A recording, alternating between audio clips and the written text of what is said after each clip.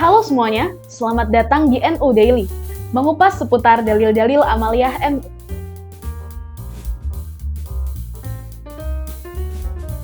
Salah satu hal yang identik dengan amaliyah NU adalah seringnya kegiatan-kegiatan yang diisi dengan tawasul. Tawasul adalah berdoa untuk memohon datangnya suatu kebaikan atau terhindarkan dari sesuatu yang buruk kepada Allah dengan menyebut nama seorang nabi atau wali yang dianggap mempunyai kedekatan istimewa dengan Allah Subhanahu wa taala. Syekh Jamil Afandi Az-Zahawi dalam kitabnya Al-Fajrus Shadiq menjelaskan bahwa yang dimaksud tawasul dengan para nabi dan orang-orang soleh ialah menjadikan mereka perantara dalam memohon kepada Allah untuk mencapai suatu tujuan. Pada hakikatnya, kita tetap percaya bahwa hanya Allah lah yang dapat mengabulkan doa. Sebagai contoh, pisau tidak mempunyai kemampuan memotong dari dirinya sendiri karena yang memotong sebenarnya adalah Allah Subhanahu wa taala. Pisau dapat memotong atas seizin Allah. Jadi jika Allah mengizinkan pisau itu untuk memotong sesuatu, maka pisau tersebut mampu memotong sesuatu tersebut. Namun jika Allah tidak menghendaki, maka setajam apapun pisau tersebut, ia tidak akan bisa memotong sesuatu tersebut.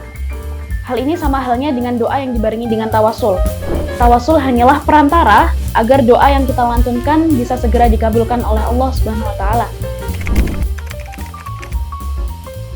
Ada banyak dalil yang menjelaskan keutamaan tawasul.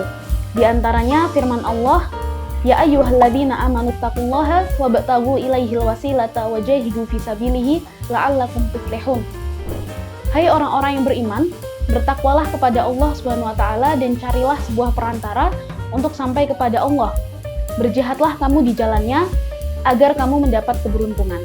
Kemudian tawasul kepada Nabi Muhammad juga disinggung oleh Allah dalam ayat 64 surat An-Nisa. Walau annahum idzalamu anfusahum ja'uka fastaghfirullaha wastaghfara lahumur rasulu lawajadullaha tawwabar rahim. Jika mereka telah berbuat dosa pada dirinya sendiri, lalu mereka datang kepadamu Nabi Muhammad dan meminta ampunan kepada Allah, kemudian Rasul memohonkan ampunan untuk mereka, tentulah Allah Subhanahu wa taala yang Maha menerima taubat dan yang Maha penyayang akan menerima taubat mereka. Semua manusia memang mempunyai kedudukan yang sama di hadapan Allah Subhanahu wa taala, baik semasa hidup maupun setelah meninggal dunia. Namun, yang membedakan kita antara satu sama lain adalah ketakwaan kita kepada Allah Subhanahu wa taala. Benar memang jika Allah adalah maha dekat dan maha mendengar doa seluruh hambanya. Tapi akan semakin spesial jika kita menyertakan sesuatu yang Allah cintai dalam doa kita. Dalam ayat yang saya sebut tadi, yaitu dalam kalimat wabtaghu ilaihil wasilah, secara jelas berarti Allah telah memerintahkan kita untuk mencari perantara agar kita semakin dekat dengannya. Bukan berarti Allah tidak mendengar doa kita, namun bisa jadi dosa-dosa yang telah kita lakukan membuat kita semakin jauh darinya, sehingga kita perlu perantara dalam berdoa, yaitu orang-orang yang mempunyai kedekatan istimewa dengan Allah. Syekh Yusuf bin Ismail An-Nabhani dalam kitabnya Syawahidul Haq menyatakan, dalam hal bertawasul kepada Nabi dan para orang soleh ini mempunyai dua makna yang berkesinambungan. Pertama, seseorang berdoa kepada Allah untuk mengabulkan segala hajatnya dengan perantara barokah Nabi. Yang kedua, seseorang memohon kepada Nabi agar beliau mendoakannya dan memintakannya kepada Allah untuk mengabulkan hajatnya.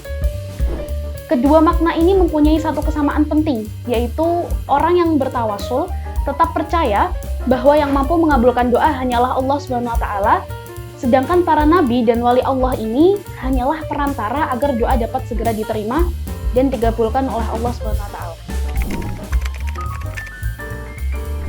Ada sebagian kelompok yang berpendapat bahwa tawasul hanya boleh dilakukan dengan orang yang masih hidup.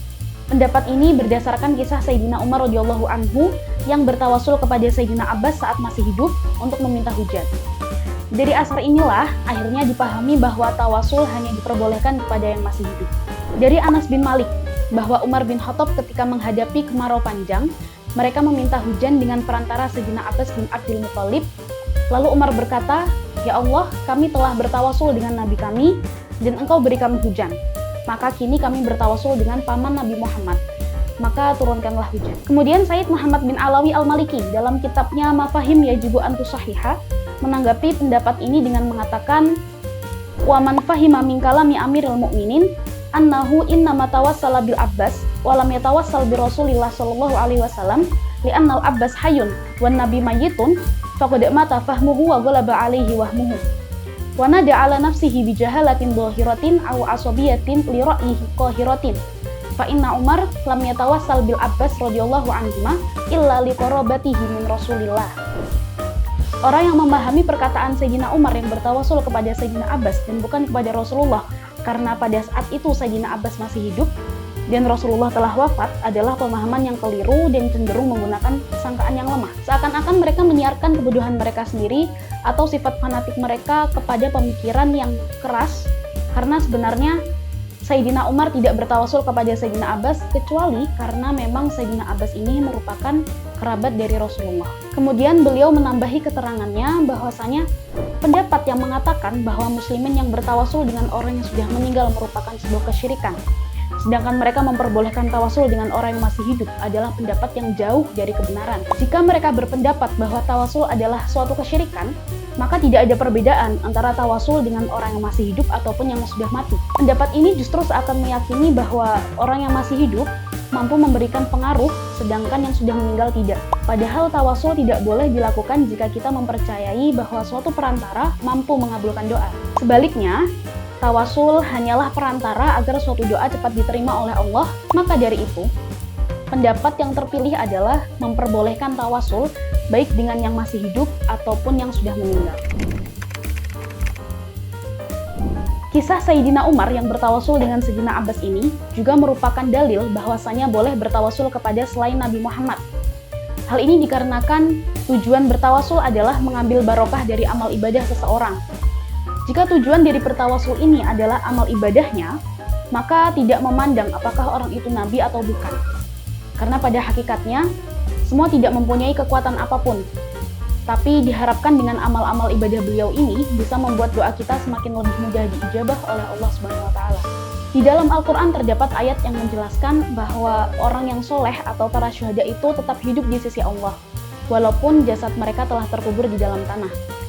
Sebagaimana firman Allah, wala taqulu liman yuqtalu fi sabilillahi amwat bal ahyaun walakin la tash'urun. Dan janganlah kamu mengatakan terhadap orang-orang yang gugur di jalan Allah bahwa mereka itu mati. Bahkan sebenarnya mereka itu hidup, tetapi kamu tidak menyadarinya. Syekh Ibnu Taimiyah dalam kitabnya Iqtida'us Shiratal Mustaqim menjelaskan bahwa tawasul dengan yang sudah wafat bukan sebagai kemungkaran. Beliau mengatakan, tidak termasuk dalam kemungkaran menurut pendapat ulama salaf adalah apa yang diriwayatkan sebagian kaum yang mendengar jawaban salam dari makam Nabi atau makam orang-orang soleh. Sahabat Sa'id bin Musayyab juga mendengar azan dari makam Nabi pada malam-malam peristiwa Al-Harrah. Ini semuanya benar dan bukan termasuk hal yang dipermasalahkan. Demikian pula cerita yang diriwayatkan bahwa ada seorang laki-laki yang datang ke makam Nabi lalu mengadukan musim kemarau kepada beliau pada saat paceklik. Lalu orang tersebut bermimpi bertemu Nabi dan Nabi menyuruhnya untuk mendatangi Sayyidina Umar bin Khattab agar melakukan sholat istisqa bersama masyarakat yang lain. Hal seperti ini bukan termasuk kemungkaran dan banyak sekali terjadi dengan orang-orang yang kedudukannya di bawah Nabi. Kisah laki-laki yang mendatangi makam Nabi ini juga dijelaskan secara lengkap oleh Imam Ibnu Katsir dalam kitabnya Al-Bidayah wan Nihayah. Kisah ini tentu saja menjadi bukti bahwa tawasul tidak hanya kepada orang yang masih hidup saja, namun juga bisa kepada orang yang sudah meninggal. Sayyid Muhammad bin Alawi Al-Maliki juga menegaskan bahwa orang yang sudah meninggal masih mampu untuk mendengar dan merasakan kebahagiaan maupun kesedihan. Perasaan ini berlaku untuk seluruh manusia. Maka jika seluruh manusia yang meninggal mampu untuk mendengar kita, apalagi Nabi Muhammad yang merupakan sebaik-baiknya manusia. Pada kesimpulannya, bertawasul dengan menyertakan nama-nama nabi atau orang soleh adalah hal yang boleh dilakukan baik semasa hidupnya maupun setelah meninggal dunia. Selama kita percaya bahwa hanya Allah lah yang mampu mengabulkan doa kita, bukan nabi ataupun waliullah yang disebutkan.